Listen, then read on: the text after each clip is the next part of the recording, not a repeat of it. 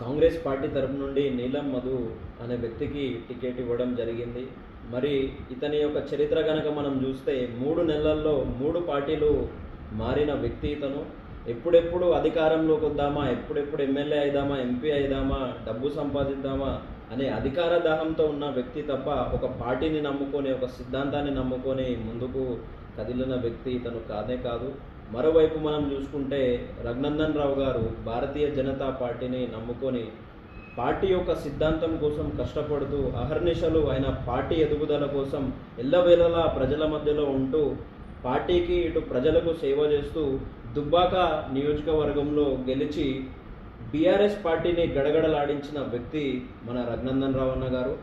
అలాంటి వ్యక్తిని గనక మనము భారతీయ జనతా పార్టీ మెదక్ పార్లమెంటరీ నియోజకవర్గం నుండి గెలిపించుకున్నట్టయితే నరేంద్ర మోదీ గారికి మనం బహుమానంగా రఘునందన్ రావు అన్న గారిని ఇక్కడ నుండి పంపినట్టయితే మన మెదక్ పార్లమెంటరీ నియోజకవర్గం చాలా అభివృద్ధి జరుగుతుంది.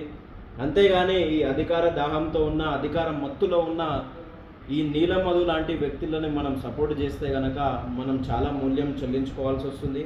కావున మెదక్ పార్లమెంటరీ ప్రజలందరూ మీరు ఈ ఇద్దరు వ్యక్తుల్ని బాగా పరిశీలించి ఎవరైతే మనకు మేలు చేస్తారో, ఎవరైతే మెదక్ పార్లమెంటరీ నియోజకవర్గాన్ని అభివృద్ధి బాటలో నడుపుతారో వారికే మీరు పట్టం కట్టాలని నేను ఈ సందర్భంగా కోరుకుంటున్నాను. మీరు చూడండి, రఘునందన్ రావు గారు ఒక సిద్ధాంతం కోసం, పార్టీ కోసం, జనాల కోసం అహర్నిశలు ఆయన కష్టపడుతూ తన గొంతుతో ప్రశ్నించే ఒక గుణగణాలు ఆయనకి ఉన్నాయి. కాబట్టి మనం ఇలాంటి వ్యక్తిని పార్లమెంట్లో కూర్చోబెడితేనే మన యొక్క మెదక్ పార్లమెంటరీ నియోజకవర్గం అభివృద్ధి చెందుతుందని ఈ సందర్భంగా మీకు నేను తెలియజేసుకుంటూ వారికి మీరు సపోర్ట్ చేసి వారికి ఓటేయాలని కోరుకుంటున్నాను. నమస్కారం.